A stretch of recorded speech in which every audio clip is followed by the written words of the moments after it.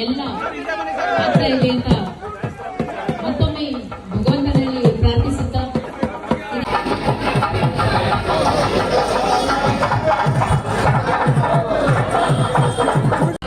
ಕಾರ್ಯಕ್ರಮದ ವೇದಿಕೆಯಲ್ಲಿ ಹೆಸರು ಯಾರಾದರೂ ಬಿಟ್ಟವರಲ್ಲಿ ದಯಮಾಡಿ ನಾಡಪ್ರಭು ಕೆಂಪೇಗೌಡರ 516ನೇ ಜಯಂತಿಯ ಶುಭಾಶಯಗಳು.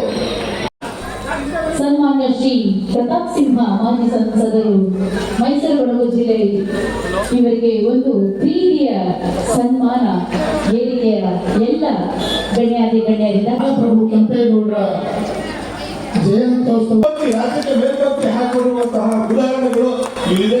ಪ್ರಚಾರವನ್ನು ಕೂಡ ಮುಂದಿನ ದಿನಗಳಲ್ಲಿ ಕೈಯಲ್ಲಿ ನಡೆಸಿದ್ದೇನೆ ಎಂದು ಕೇಳಿಕೊಂಡು ನನ್ನ ಮಾತನ್ನು ಮುಗಿಸಿದೆ. ಕೆಂಪೇಗೌಡರು ಕಟ್ಟಿರುವಂತಹ ಬೆಂಗಳೂರಿಗೆ ನಾವು ಚಿರಋಣಿಯಾಗಿರ್ಬೇಕು. ಎಲ್ಲ ವಿದ್ಯಾರ್ಥಿ ಜಯಪುರ ದಯವಿಟ್ಟು ಬರಬೇಕು. ಬೇಗ ಬರಲಿಲ್ಲ ಅಂದ್ರೆ ನಿಮ್ಮ ಫ್ರೆಂಡ್ ಅವರು ಒಂದ್ ಕೆಲವು ಇದ್ದಾರಂತೆ ಕೇಳ್ಕೊತಾ ಇದ್ದೀನಿ.